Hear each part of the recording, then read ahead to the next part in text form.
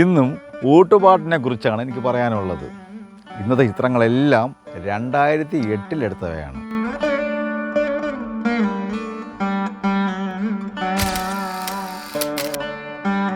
കേരളത്തിലെ ഭദ്രകാളി ക്ഷേത്രങ്ങളിലും കാവുകളിലും ഉപയോഗിക്കുന്ന പരമ്പരാഗതമായ ഒരു തന്ത്രിവാദ്യമാണ് ഈ നന്ദുണി.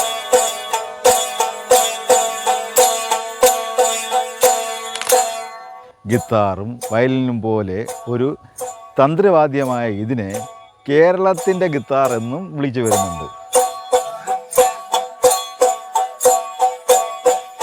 ഈ നന്ദുണി എന്ന തന്ത്രിവാദ്യവുമായി ഊട്ടുപാട്ട് നടത്തുന്നത് മുന്നത്തെ മൂത്ത വാദ്യയായിരുന്ന ശ്രീ സുബ്ബയ്യൻ വാദ്യയാണ്.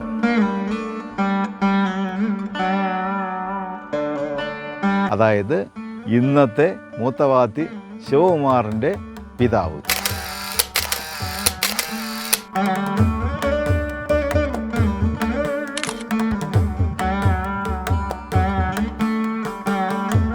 ശിവതാണ്ഡവ സമയത്ത് നാരദർ ശിവസ്തുതികൾ സ്തുതിച്ചപ്പോൾ ഈ ഉപകരണം നന്ദുണി ഉപയോഗിച്ചിരുന്നു എന്നൊരു വിശ്വാസവുമുണ്ട്. ഈ ഊട്ടുപാട്ട് നടത്തുന്നത് നന്ദുണി എന്ന ഒരു പരമ്പരാഗത വാദ്യോപകരണം ഉപയോഗിച്ചാണ്. ഈ ഊട്ടുപാട്ടിനൊപ്പം തന്നെ നടക്കുന്ന ചടങ്ങാണ് നാഗരൂട്ടെന്ന് ഞാൻ പറഞ്ഞല്ലോ. നാഗരൂട്ടിനെ കുറിച്ച് വിശദമായിട്ട് നാളെ.